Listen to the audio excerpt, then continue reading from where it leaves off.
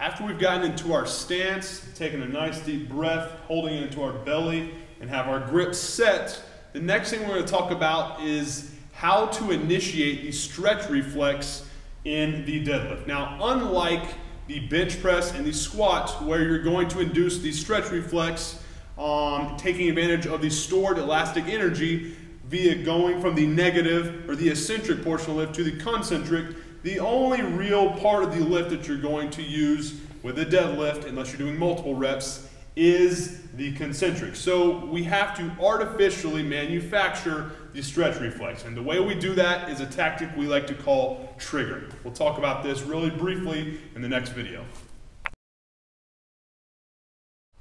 In order to initiate the triggering process, what we're going to do is, after getting in our stance, having a nice tight grip on the bar and holding a big breath in our belly, we're going to pull the slack out of the bar, very quickly push our hips up, and then push our shins to the bar while staying nice and tight.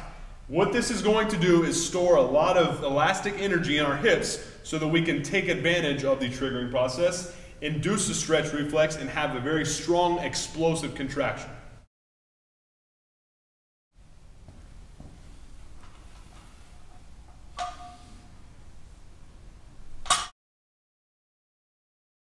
All right, the last point I want to make about the importance of triggering is how imperative it is for you to pull the slack out of the bar in order to maintain tightness. What I mean by that is, let's go through the process.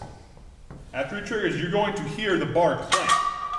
There is slack within the bar and the weight. We want to make sure we pull the slack out of that so we don't feel like we're ripping the bar off the ground. If you do that, you run the risk of tearing something, and that's not cool.